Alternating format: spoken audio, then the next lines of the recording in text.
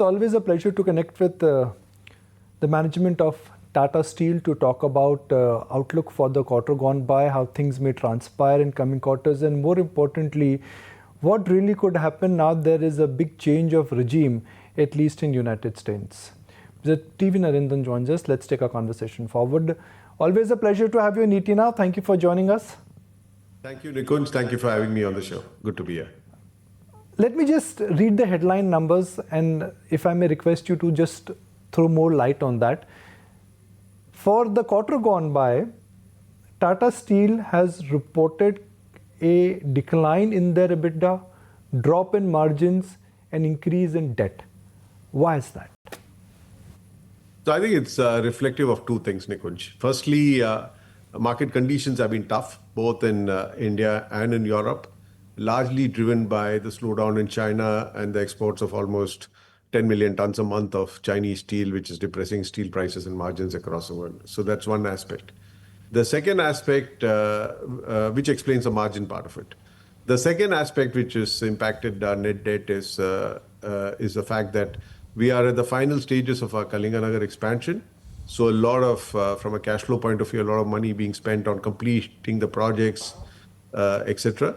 And we are not yet getting the benefit of that volume because the commissioning has just started. So we are going through a phase when the outflow is maximum and the inflow has got squeezed. Yeah, so that's what is reflected in the net debt numbers. Okay. Has the demand condition improved? And do you see that what drop you've seen in steel prices that could come back given that China has started stimulating their economy? So demand has been reasonable in India. It's been quite strong, actually. Can't complain much about the demand. I think it'll get better in the second half of the year as some of the government spending comes back and construction picks up again. But the margins continue to be under pressure because of what you said about China. China has announced stimulus packages, but the one which they announced a month back, after a week, the excitement died down. So let's wait and see how much they're willing to spend. The ability to spend is much less than it was 5 years or 10 years back. And the problems are bigger in some sense of the term. So can they spend their way out of trouble is still a moot point. But I do expect whatever they do to have a positive impact. They're also cutting steel production. We expect the steel production to be about 4% lower than it was last year. They need to cut it further to reduce exports. I think that's where the issue is. So we will probably have another quarter or two of challenges, and then hopefully things will pick up. Is there a case for anti-dumping duty to come in, at least on steel imports? If that comes through, could that be a big hurrah for the domestic steel industry?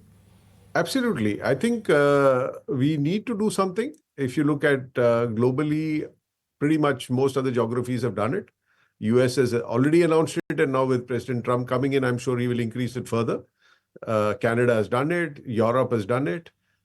So if this is the geography where most of the steel investments are happening, then we need to protect the investments in India. And I think that's a point because the steel industry is also penalized when steel prices go up. We had an export duty on steel not very long back, right? So if we can't ride the upside, and we are not supported in the downside, then how do you encourage investment to happen in such an important industry in India? So I think that's the point we're making to the government. I hope that we will have some action soon. With commodities, we always have to look back but talk forward, and which is what I would do. We're talking about tariffs, and Donald Trump is also known as the man or the tariff man. And it is now perhaps given that tariff will go higher globally, and US could also impose tariff on steel imports. If that has to happen, how could change the landscape for the steel demand per se if tariffs on steel imports, they go higher by the new Republican administration? So, to me, part of it is political because it's not that a lot of Chinese steel goes to the US. Right. So there will be an increase in tariffs. We are also looking at whether it will have an impact on what we sell from Europe into the US. We sell about 1 million tons of steel from Europe into the US. The last time when President Trump was there, when he had increased some of the tariffs, we got some exemptions because the steel that we sell to the US from Europe is not made in the US. Right. But having said that, I think the larger point is Globally, trade is becoming more and more difficult. Everyone is taking care of themselves.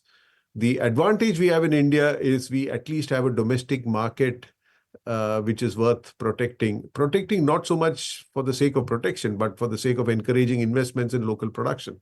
So many countries don't have the luxury of a domestic market. We have a luxury of a domestic market, and we need to leverage that. So if we are not able to export to most countries because of tariffs that they have imposed, then we need to make sure that at least the domestic market is kept for the domestic investors and the domestic producers.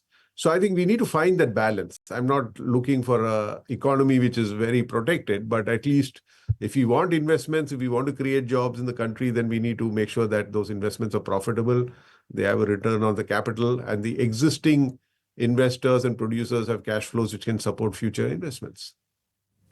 So do you expect that the demand from Europe also to remain sluggish in the light of what is happening in the world? Like they always say that tariffs are always bad for global growth? So I think in Europe, there's a slightly different situation. The biggest economy in Europe is Germany.